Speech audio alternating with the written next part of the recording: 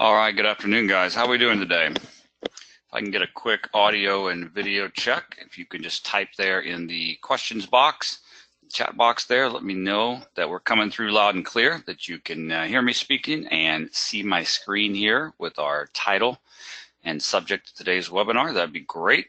So I know that we've got that before we move forward here. All right, Andrew, thank you for that. I appreciate it. All right, Ernest, thank you.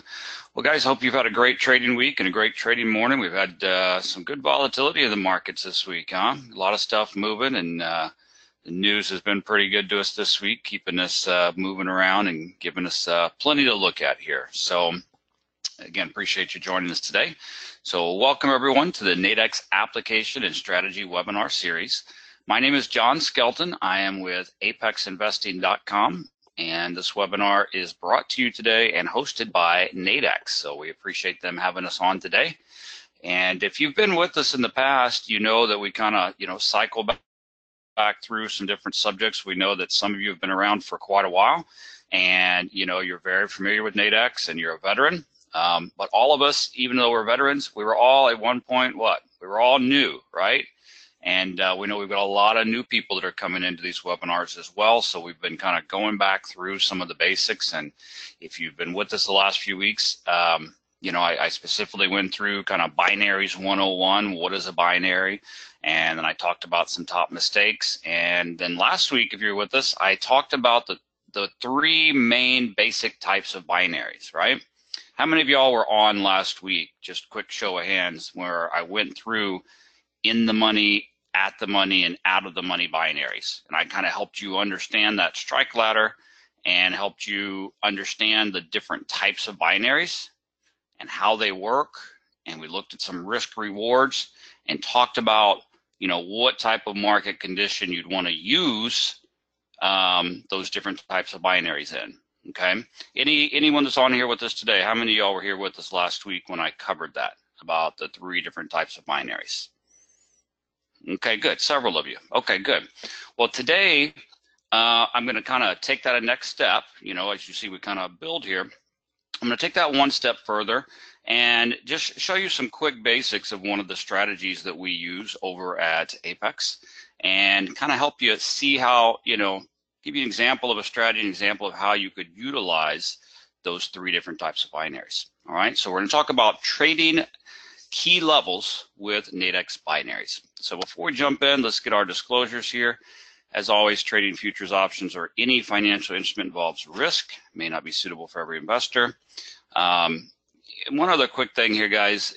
During these webinars, I use, I'll be showing you the Nadex demo platform quite a bit. And if you ever see me enter a trade on the demo platform, that's in no way a recommendation. It's in no way trading advice. That's just simply me helping you visualize what it is I'm teaching you, or kind of walking you through how to use the ticket submission form and how to use the platform, okay? And all the information here is for informational, educational purposes only, and past performance not indicative of future results. So if you're brand new to Nadex, just a real quick walkthrough here, hop on over to nadex.com. Nadex basically offers two different products. They offer binary options and spread options. And you can go through both of these tabs right here, get some great information on them both. Go up here to market news, get some great ideas and information on what's going on with the market, kind of help you possibly formulate some trading ideas for yourself there. Here under Learning Center, you've got all kind of webinar resources, videos. If you click webinars right here, and you've got two different options right here. If you've missed some of my past webinars here and want to catch up, you can just simply click on demand, because these webinars are recorded, and this is where the recordings are placed, all right? And then you can scroll right down here and find me, John Skelton with Apex Investing, and that will pull up a list of recorded webinars here that you can go through. Starting with everything from, kind of the basics, the top mistakes, different strategies, how to use them, what to do, what not to do. It's just a wealth of information there. Or you can click right here on upcoming webinars, and you can see the webinars coming up in the future. and you can get signed up and registered for those, and then you'll get reminder emails about them and so on. So Nadex does a lot for their members. They provide a ton of education and free information. Take advantage of it. I give them a lot of kudos for everything they do for their members. Another great thing they do for their members right here on their trading platforms, you can go to demo trading platform, and it'll just take you just a quick second to sign up for this. Nadex will give you a free $25,000 demo account. All right, you fill out some quick information, you choose your username, and then you hit open practice account. And in just a few moments, you'll get an email from Nadex. You already selected a username on the form. They'll send you an email with a temporary password. That'll allow you to log right in to a Nadex demo account. All right, and once you do that, you can go right up here to My Accounts, and then you can hit right here, Settings, and then Password.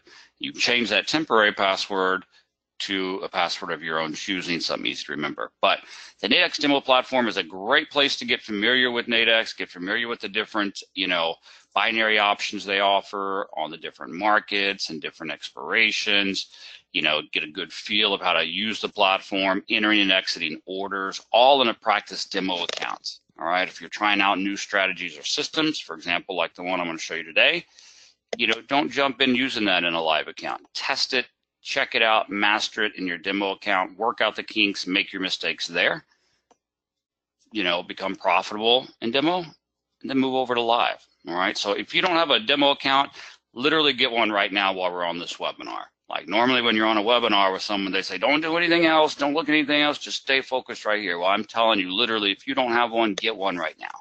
Like you'll definitely want to have one and take advantage of it. Again, Nadex offers a ton of free tools and educations. Make good use of it. So, and that's what we're here for, okay? Apex and Nadex, two complete separate companies, right? Nadex is an exchange. Apex, we're an online education company, or a community of traders helping traders. We've got over 25,000 members.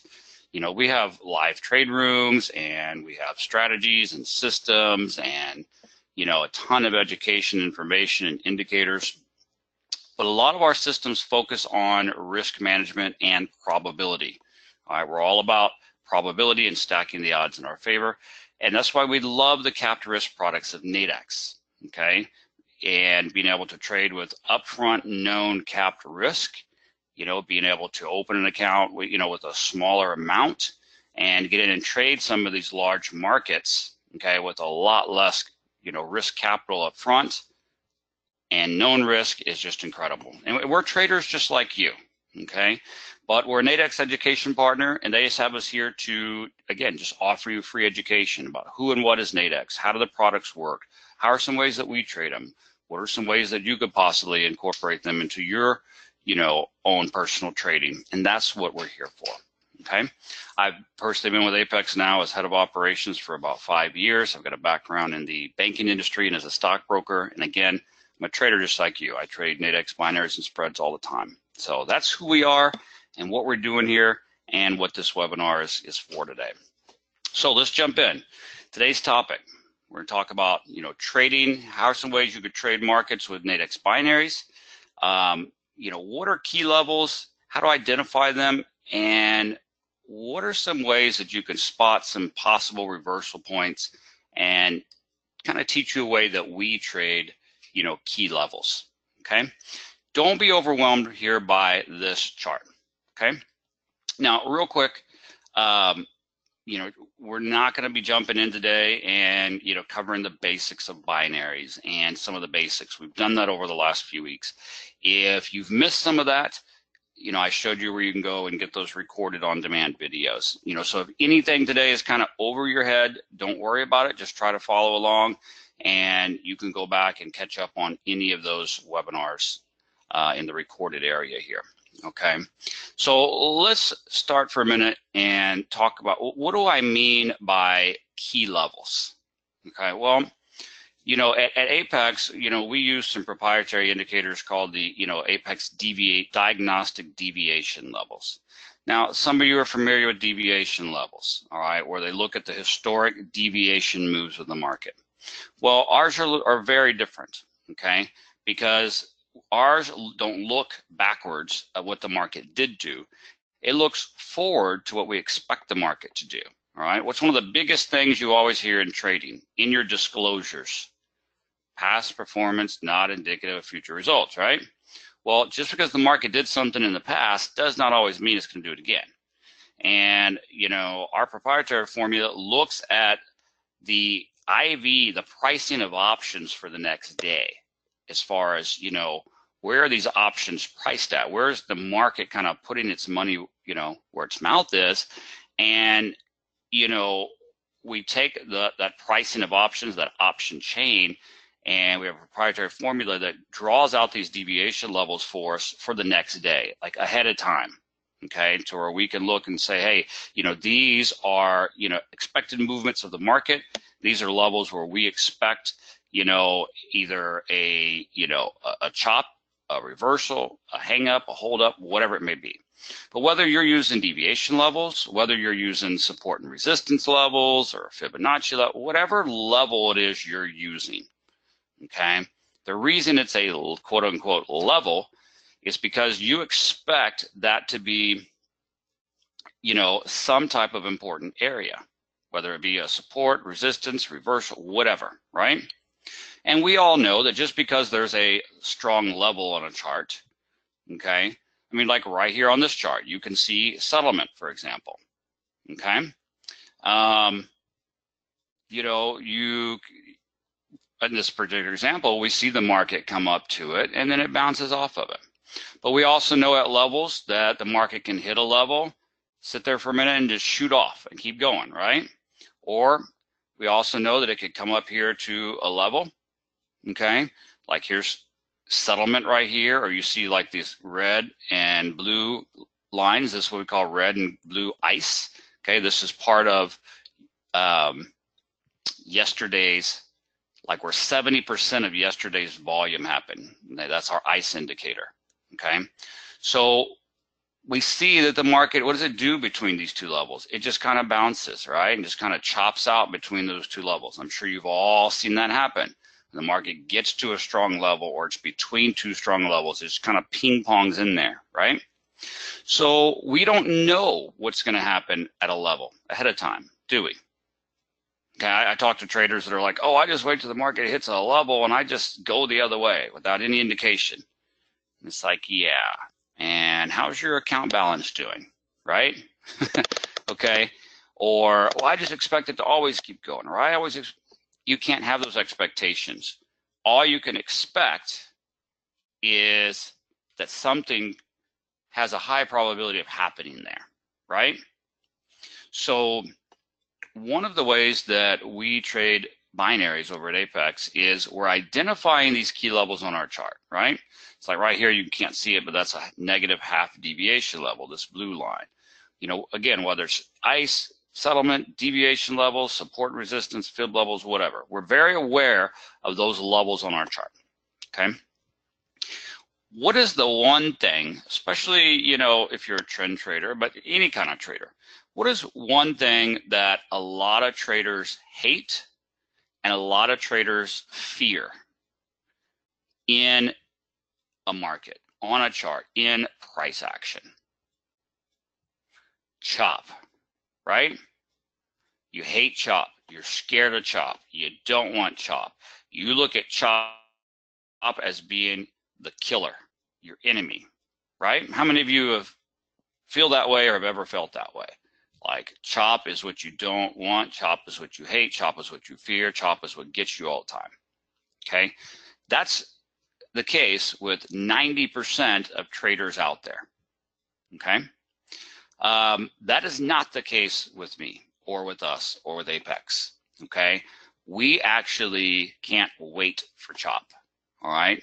We look for chop, okay? And you have to change your perspective of chop. I'm not saying to trade the chop itself. I'm not saying to trade inside the chop. But what is chop? You know, you've seen it, right? The market's, you know, market's coming way down or whatever, and then it just goes into chop mode, right? And it's up and down and a lot of buys, a lot of sells, and then what does it do after chop oftentimes? It just shoots off. It's a building ground. It's kind of like, you know, you're on a long trip and you have to stop and gas up, right? And fill up the tank, okay, where it's all this profit taking, all this accumulation of orders, building up the pressure, accumulating everything to shoot off again, okay? Or imagine it like you're on a, you know, flying across country and you got a layover because you got to stop somewhere and the plane refuels and then it takes off again. And the problem is that people try to trade inside the chop, or they don't know how to recognize that there is chop, okay? As opposed to waiting and seeing the chop, recognizing and identifying chop, and then waiting for the breakout. Okay, do you see the difference? As opposed to just randomly trading, you might be randomly trading into chop, waiting for the chop, and then properly being able to identify the breakout. Okay, so that is one of the biggest systems that we use at Apex for trading binaries. Okay, does that part make sense? Okay, yeah, Ernest says the pressure buildup. Exactly. What I like to call it, Ernest, is, and even a young child gets this concept, right? Okay, my 6-year-old can walk out in the backyard, can turn on the water hose, right? And they can take the water hose and what? Kink it. And see and watch and feel the pressure build up. Correct? What is this? This is a kink. Chop is a kink. And then what happens when he lets go of that hose? It bursts out. Simple concept, right? That's what we're looking for in the market. Okay? And we want to be able to spot the kink and be ready for the burst. Make sense? So if we take that concept and then we add one more, you know, edge to it, one more probability to it, or whatever, where on the charts can we expect a higher likelihood of seeing pressure, kinks, chops, resistance, support? At levels. Make sense? Right? How often have you ever seen there's a level down here and there's a level down here and it's all choppy around the level? When it breaks out, it goes straight down to the other level and then it starts hesitating again around that level, and levels of importance. Okay? Make sense? So that is what we're looking for here. Identifying key levels, we're looking for chop around those levels. Okay, does that make sense? Everybody follow me so far? Everybody kind of understanding why I'm looking at this? Like, everybody understand why those levels are important, for one. And also, does everybody see how if you properly look at chop, don't look at chop as your enemy, but look at chop as your friend, because that chop and that congestion is letting you know, hey, there could be a burst. Do you see now? Does that kind of change your mentality a little bit about chop? You don't want to trade into the chop, or while in it, you want to trade coming out of it. You want to trade after the congestion. It's like, if you can help it, do you want to get on the road at 4:59 p.m. going downtown right into traffic, rush hour? Or would you be able to see, there's 5 o'clock rush hour, now it's lit up, the roads are wide open, now I want to go. It's just sensible, right? Okay. So, any of you that have ever traded a breakout trade or a chop breakout trade, what is the number one biggest thing that happens to you? Or the number one thing that will get you? Well, it's what we call a fake break, right? Okay, let's take a look here. Back to the chart. Notice this gold outline here. It's what I call a chop box, Okay, I like to actually draw, you know, with my tools on my chart, I like to draw a chop box. When I see this chop happening, I kind of like to draw, you know, actually I should have drawn it probably a little bit higher here, but it really didn't start chopping till, you know, in here really. Okay, this was the market coming up and then it came down. Then here's where it really started to chop. And so I kind of like to draw a box around the top and bottom of that chop. So I can really identify, hey, this is the box area of chop, okay? So, you know, this is, you know, the area that I'm looking for it to break out of, okay? So, like I said, what is one of the biggest things that's frustrating when you're trading this type of strategy? Well, a fake break, because look right here. So I see that it's in this chop box. The market's breaking out of the chop box now. You see it? It's breaking out of the chop box. So what am I thinking? I'm thinking, oh, I want to go short, right? So I get in this trade short, and about as soon as I get in, what does the market do? Boom, it comes up against me, goes the other way. How many of you ever had that happen? You're trading a breakout trade or a swing trade, and you see it break out, so you think, okay, here we go.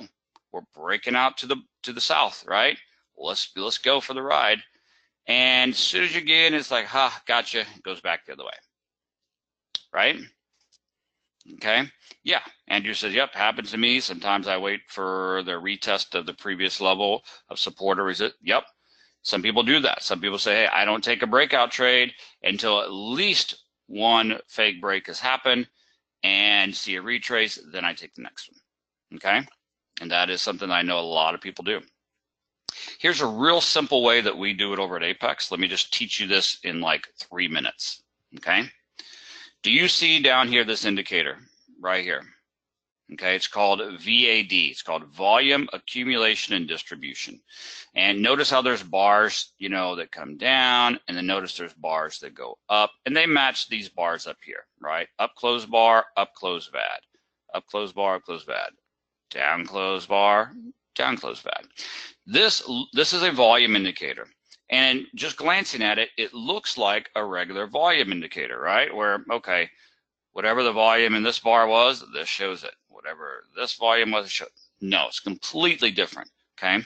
This is a volume accumulation, kind of what we call trend of volume, okay? It doesn't measure the volume of just each individual bar. It's accumulating the volume of the entire trend up, okay?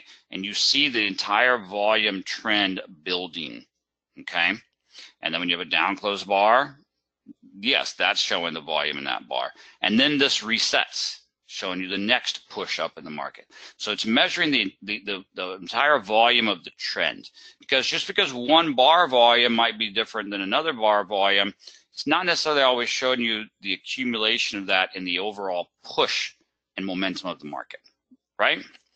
Okay, so the market came up here, then it comes down, and you see when it made this push down, it made this amount of accumulated volume, okay?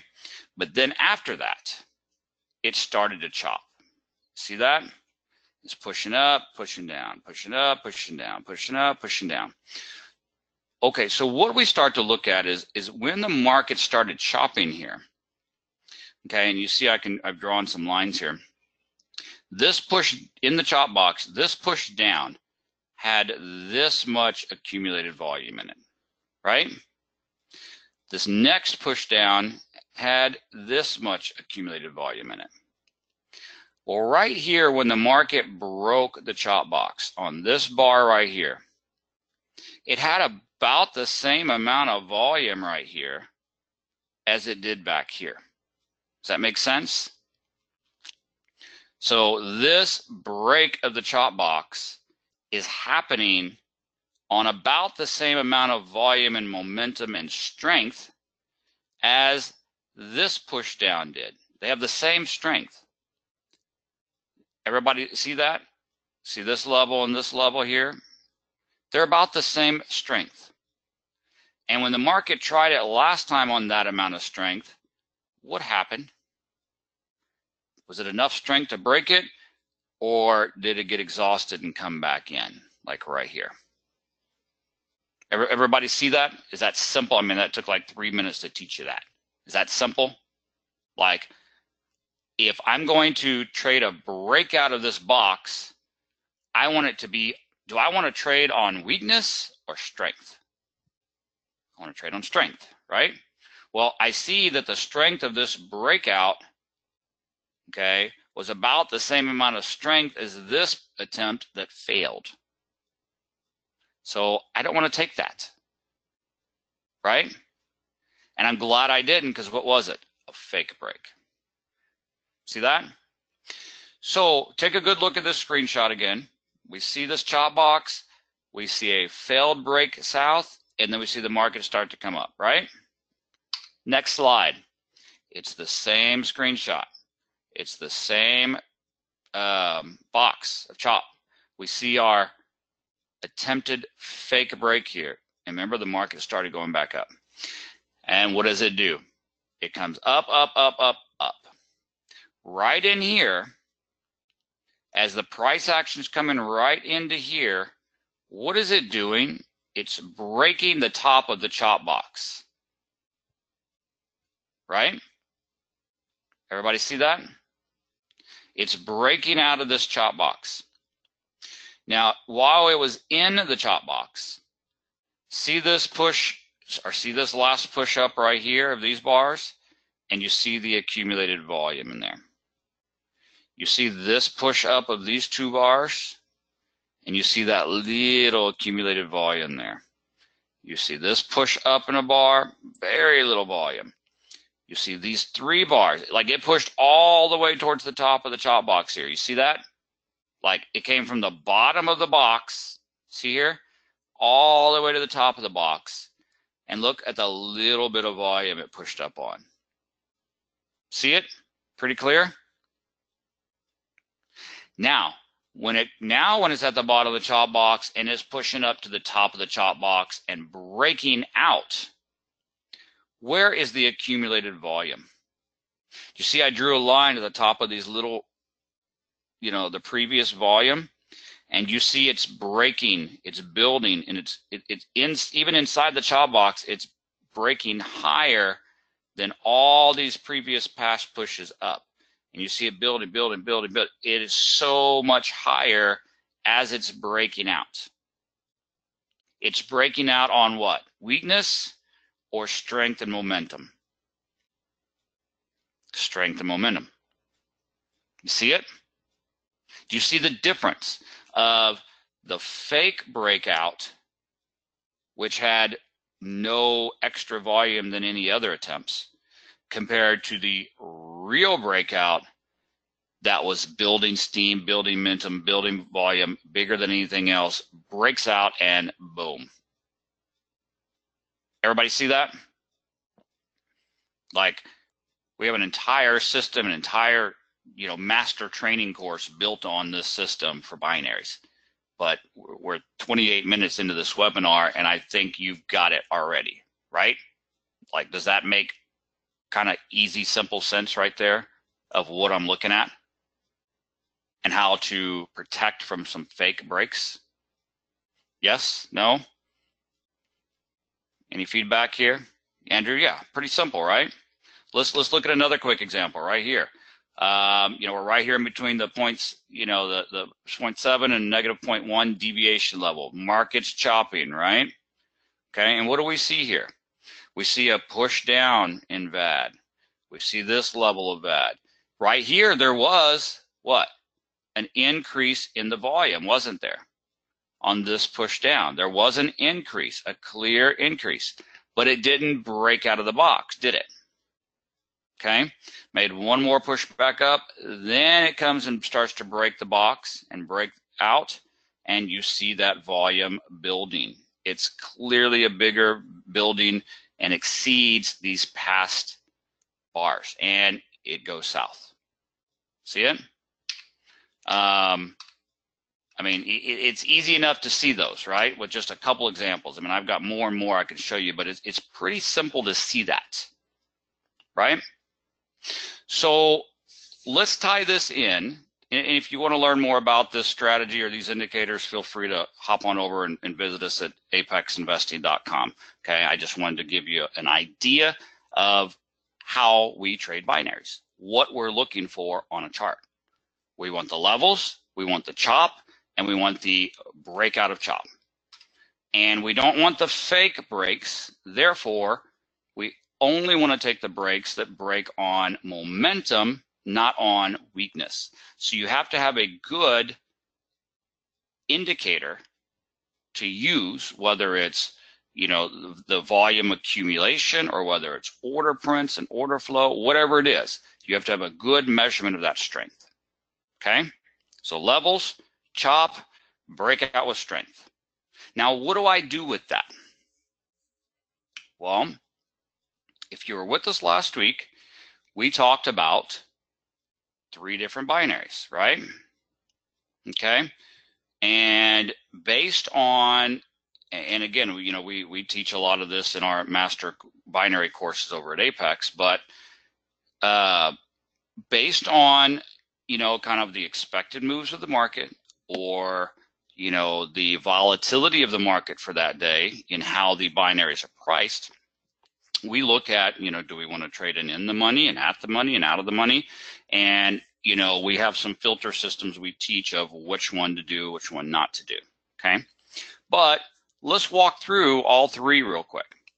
So if once it breaks out, okay, my entry is 3 ticks above the bar that broke the chop box, okay? So like right here, it broke out of the chop box on this bar. I'm going to enter when the market gets 3 ticks higher than that, okay, and go with the trade. So, like Andrew just said, hey, I'd trade that with out of the monies, right? That's what I'd use.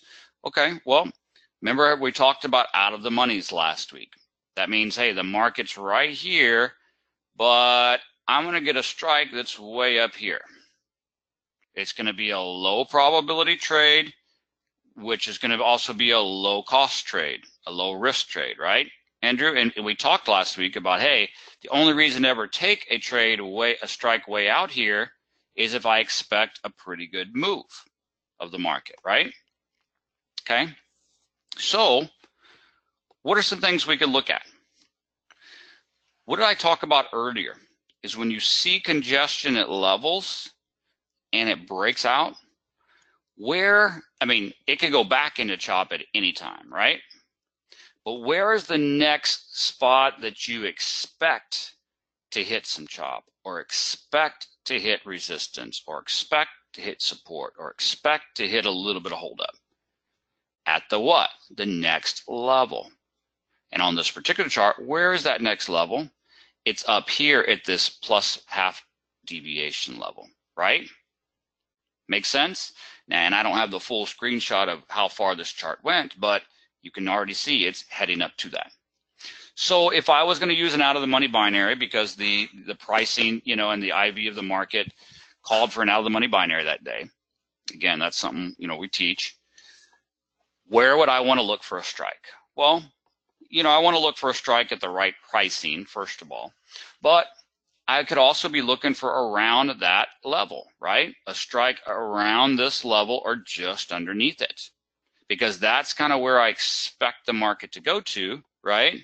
And be drawn to. And that's where I expect it might start to hit a little more chop. Does that make sense?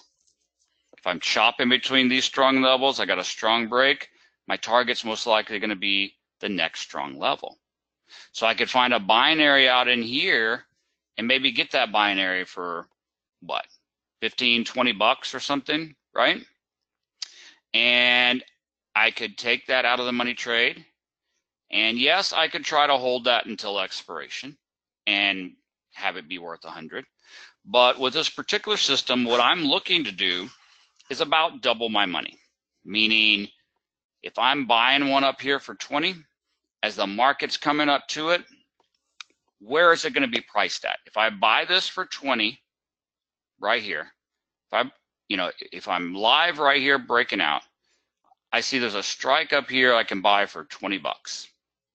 When the market gets up there to it, what is that strike going to be worth when the market gets to it? Because when the market price and the strike price are right about the same, that binary is worth approximately what? It's an at the money binary. It'll be worth approximately what? Who can tell me?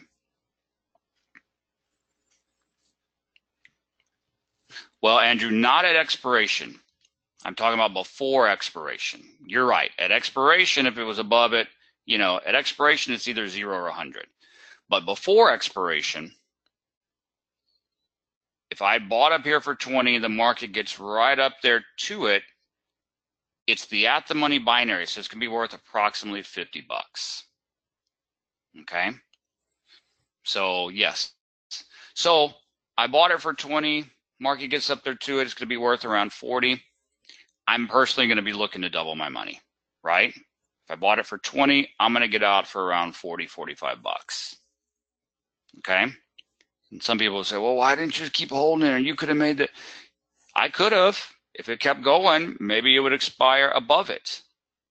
But it could also shoot way up and then come back down before expiration and it's worthless. Right? And if I entered here, bought at 20, got out at 40, I doubled my money. And I know what you're thinking. Half of you are thinking, this guy's doing this long webinar and he won't shut up and he's talking about making 20 bucks. Woohoo, that's not very exciting. Okay, stop for a minute. What was your risk? 20 bucks. What were you going for? 20 bucks. What kind of return is that? That's 100% return in a matter of what time? You entered the trade around 11. That was at noon. In an hour. 100% return in an hour. Okay? And we're also talking about one contract. Okay, well, maybe you've built your account up and you're doing 10 contracts. And that's $200. Whatever it is, what you have to realize with trading is don't always look at the dollar amount. You've got to look at the percentage of return because trading's about compounding, right? One contract, that's only 20 bucks. 5 contracts, that's 100 bucks. 10 contracts, that's 200 bucks, right? Okay. All right, so everybody understand that. That's how you could have utilized this with a out of the money binary. And that, utilizing that next level of importance and looking just under it for an out of the money strike. Okay? What about an at the money binary? Okay, which means right here is the market's breaking out and I want to buy a binary for about 50 bucks, right about at the money. So I'm risking 50 to make 50, right? Okay, well, I could do several things here. I'm entering this trade right around what time? About 11 a.m., right, or 11:05, just after 11 o'clock. Well, I've got a couple options here, right? I could look at, if it's 11 o'clock, that means I've got the end of day binary at 4 o'clock or 4:15. Am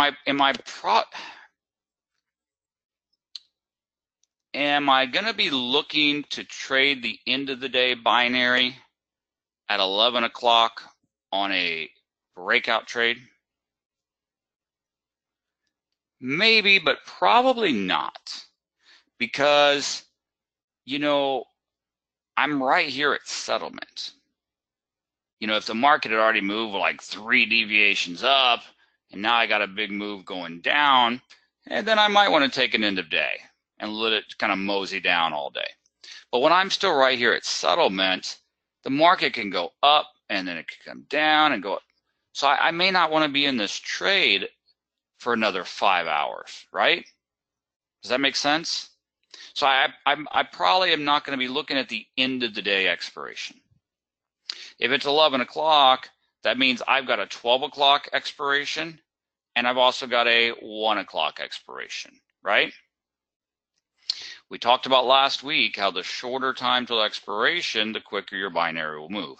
So I'm probably going to be looking about a 12 o'clock expiration.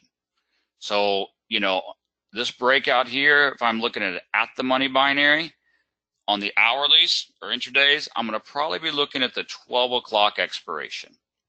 Because I don't necessarily need to hold on to it for 2 hours, right? Because a lot can happen in 2 hours.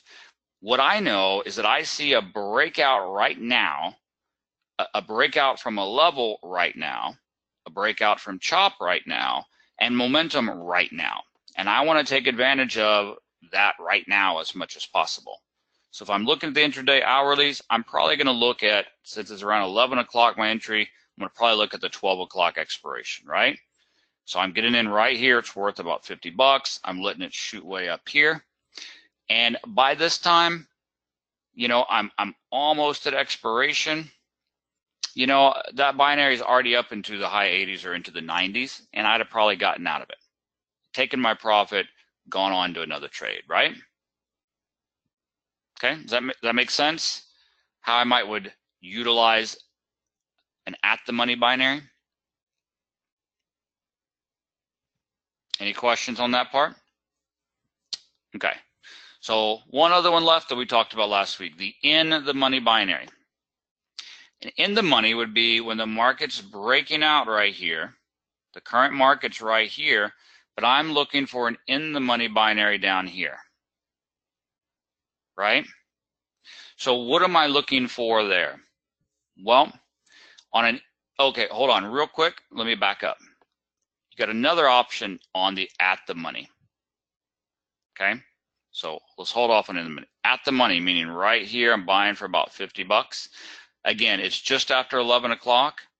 Since this example is on the YM, the Dow, it's a US indice, that means there's also 20-minute binaries that are available on these as well. See? So like right here, I can go to indice binaries. I can find Wall Street 30, which is the Dow, and I've got expirations on the hour. I've got the end of day, end of week. But I can come down here and I've got 20-minute binaries, okay, on those 4 US indices. So every 20 minutes, there's a new binary that will expire, okay? And just like right here, you know, the 25,094, which is the closest to the strike, I could buy for about $52, okay? So, and I only have 17 minutes left till expiration. See that?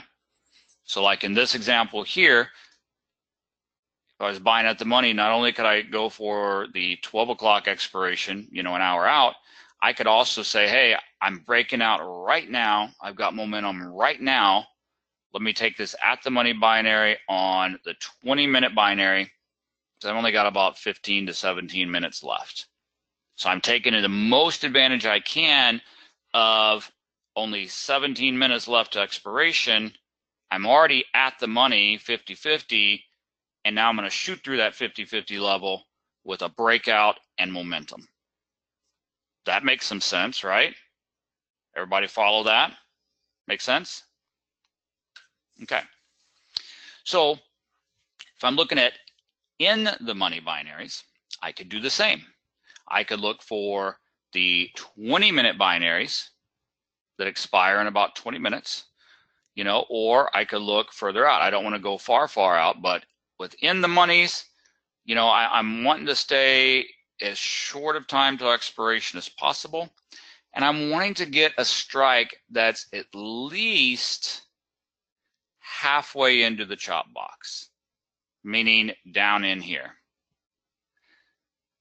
So that gives me a good amount of room, doesn't it?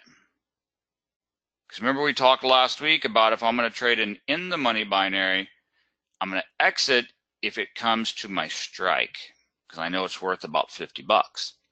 But on the in the money, think about it. I'm at a level, I'm breaking away from the level, I'm breaking out of a chop box, and I'm breaking with momentum. So I'm expecting a big push up, but I got a strike way down in here. That's a pretty good amount of room, isn't it? That's a pretty good kind of insurance and edge I've got myself there. I've got a nice amount of room down here, and combining that nice amount of room with a big push the other way. Does that make sense? Okay. So guys, that's just kind of building on the next step of what we've been talking about the last few weeks. And we walk through the basics of a binary. We walk through, you know, picking the right one. Last week, we walked through the difference in the money, at the money, out of the money, how they work, risk rewards. So I wanted to show you this week, you know, an idea of a trading, you know, strategy.